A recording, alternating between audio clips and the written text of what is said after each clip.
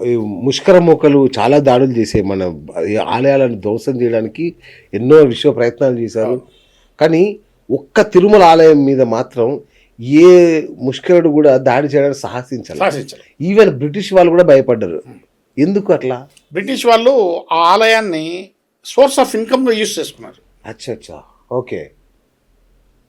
Source of income. ఓహోహో, okay. వీళ్ళేందంటే ఆలయాలు ధ్వంసం, ఈ ముష్కరులు అన్నారు మీరు, ముష్కరులు ఆలయాలను ధ్వంసం చేయడం, అందులో ఉన్నటువంటి సంపదను దోచుకొని పోవడం. అవును, ఈ రెండు కార్యక్రమాలు చేస్తారు. అవును. ఆ కార్యక్రమంలో భాగంగానే హైదర్ అలీ అనేటువంటి ఒక ముష్కరుడు 1782లో తిరుపతి దాకా వచ్చాడు. ఇక తిరుమలకు వెళ్ళి ఆలయాన్ని ధ్వంసం చేసి సంపదను ఎత్తుకుపోవాలి. ఆ సమయంలో ఆయన యొక్క ఆంతరింకులు చెప్పారు, ఇది పైన విషయం కనుక్కొని పైకి మనం పోవద్దు, పైన భూవరాహస్వామి క్షేత్రం ఉంది. వరాహం అంటే వాళ్ళకు భయం. ముస్లింలకు వరాహం అంటే భయం. సో అది ఒక్క కారణం వల్లనే హైదర్ అలీ పైకి పోకుండా నిలబడిపోయి ఆయన యొక్క ఆ విధ్వంస రచనను డ్రాప్ అయినాడు, విరమించుకున్నాడు. ఈవెన్ ఆర్కాట్ నవాబులు కూడా పైకి పోలే, ఆలయం జోలికి ఎవరు పోలే, ఓకే, సాహసమే చేయలే. అచ్చా, వాళ్ళకి వరాహం అంటే పడదు కదా, వాళ్ళకి అసహ్యం. వరాహ క్షేత్రం ఉంది పైన, అది కాబట్టి ఇంకా మనం పైకి పోకూడదని వాళ్ళు అంత సంపదను వదులుకొని పోయారు. అట్లాగే గురుగారు, ఈ ఆలయ పూజారుల అనువంశికులు ఎవరు అక్కడ పూజలు చేయాలని కూడా చాలాసార్లు వివాదాలు వచ్చినాయి. ఏంటి అసలు ఆ వివాదాలు? ఇక్కడ ఏమైందంటే ఆలయానికి ప్రాణం అర్చకత్వం. అవును, అర్చకత్వం పవిత్రంగా, నిరాఘాటంగా, నిర్విరామంగా కొనసాగించాలా అంటే అనువంశిక అర్చకత్వం ఉండాలని మన వాళ్ళు ప్రవేశపెట్టారు, మన పూర్వీకులు. నీ తర్వాత వాడికి ఈ విషయాలన్నీ తెలుస్తాయి, అంతే కదా, వాడి తర్వాత నెక్స్ట్ వాడికి విషయాలన్నీ తెలుస్తాయి. సో ఆ విధంగా పరంపర నడుస్తూ పోతూ ఉంటుంది. ఎక్కడే కానీ అర్చకత్వంలో అంతరాయం జరగదు. ఓకే, డాక్టర్ కొడుకు డాక్టర్ కావచ్చు, లాయర్ కొడుకు లాయర్ కావచ్చు, ఆడిటర్ కొడుకు ఆడిటర్ కావచ్చు, వ్యాపారి కొడుకు వ్యాపారి కావచ్చు. చివరికి నెహ్రూ నుంచి రాజీవ్ గాంధీ వరకు అందరూ ఒకే ఇంట్లో ప్రధానమంత్రులు కావచ్చు, కరుణానిధి నుంచి స్టాలిన్ వరకు అందరూ ముఖ్యమంత్రులు ఒకే ఇంట్లో కావచ్చు. ఒక అర్చకుడి కొడుకు అర్చకుడైతే నేరమండి? అసలు అలాగే కావాలి, వాళ్ళైతే కంపల్సరీ కావాలి. ఎందుకంటే చదువు, విద్య అది ఒక అద్భుతం. అసలుకు అనువంశిక అర్చకత్వ వ్యవస్థను ఎందుకు పెట్టారు అని విస్తృతంగా ఆలోచించాలి, దాని వెనుక అంతరార్థం ఏందని ఆలోచించాలి. అంతేగాని దాన్ని వ్యతిరేకించేటువంటి ఈ మోడర్న్ కరెక్ట్, వీళ్ళకి ఏం తెలియదు. మంచి మాట చెప్పారు. అవును, అది అప్పుడప్పుడు ఆ వివాదాలకు వస్తుంది. ప్రభుత్వాలు ఇటువంటి విషయాల్లో చాలా సామరస్యపూర్వకంగా పోవాలి. సంప్రదాయాలను ఎప్పుడు మనం వ్యతిరేకించాలి, వేలు పెట్టకూడదు అసలు. యాక్చువల్గా డబ్బు ఎలాగో తీసుకుంటున్నారు, ఇంట్లో కూడా వేలు పెడితే ఎట్లా? ఈ మధ్యలో బోర్డు ఒకటి, ఈ బోర్డు కూడా పెట్టారు కదా, టీటీడీ బోర్డు. వీళ్ళ పాత్ర ఏంటి గురుగారు? టీటీడీ బోర్డు 1933లో ఆంగ్లేయుల కబంధ హస్తాల నుంచి బయటపడి ధర్మకర్తృత్వ మండలి అనేటువంటిది ఏర్పాటు జరిగింది. ఓకే, టీటీడీ చట్టం 96 ప్రకారం, సెక్షన్ ప్రకారం ఆ రోజుల్లో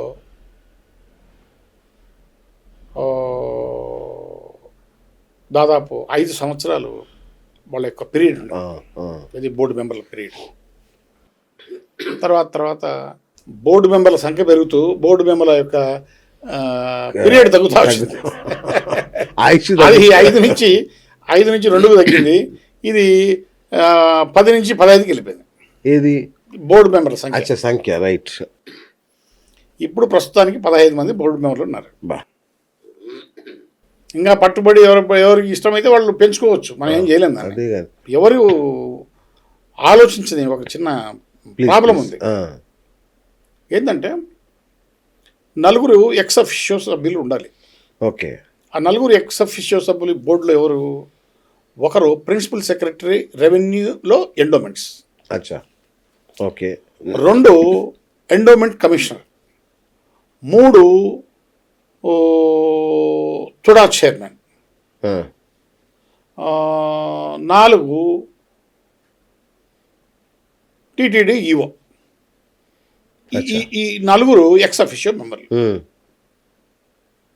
చట్టం ఎంత గుడ్డిగా ఉంటుంది అంటే మనం సవరించుకోకపోతే కొన్ని ప్రమాదాలు వస్తాయి. మరి ఇప్పుడు ఫర్ ఎగ్జాంపుల్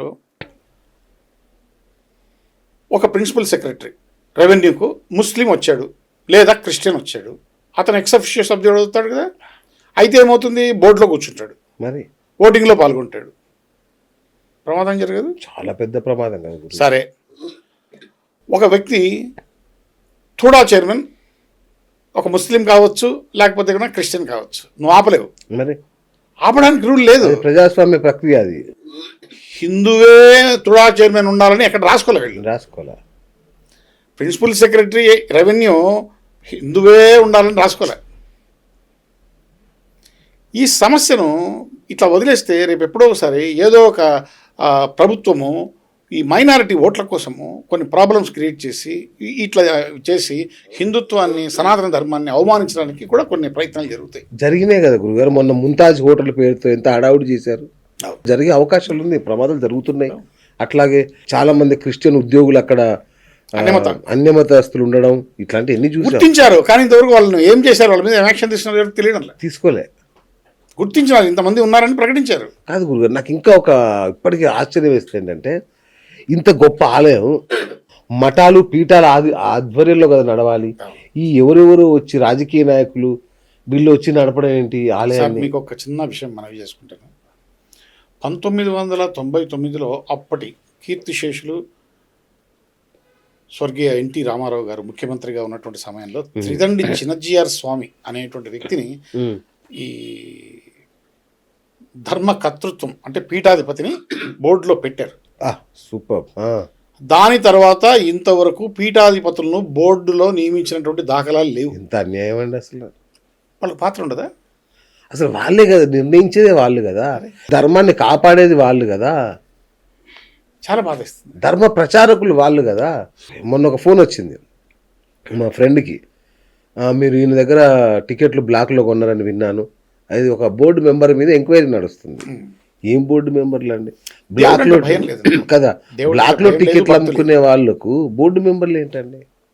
అందుకని నేను చెప్పేది, ఈ బోర్డులో ఉన్నటువంటి బోర్డు చట్టంలో ఈ సవరణలు చేయాలి. ఇది హిందువే అనేటువంటి అది ఒక పదం పెట్టాలి. తర్వాత బోర్డు మెంబర్లుగా ఎవరినైతే నియమించబోతున్నామో వాళ్ళ యొక్క వ్యక్తిగత నడవడిక, వ్యక్తిత్వం గురించి కూడా ఎంక్వైరీ చేసి క్లీన్ చిట్ ఉన్న వాళ్ళని మాత్రమే, ధార్మిక అలవాట్లు, ధార్మిక ఆలోచనలు ఉన్నట్టు మనం పెట్టాలి. బ్రహ్మాండంగా చెప్పారు సార్, సూపర్. సో ఆ విధంగా బోర్డును ప్రక్షాళన చేయాలి. ఈ సోయి రాదా సార్? ఈ సోయి ఎవరికి లేదా? ఎవరికి ఏం రాజకీయ దేవుని 5 నుంచి 2 తగ్గించిన మేలు ఇది. 5 ఏళ్ళు ఉంటే గుడి లింగాన్ని కూడా మింగేసేవాళ్ళు.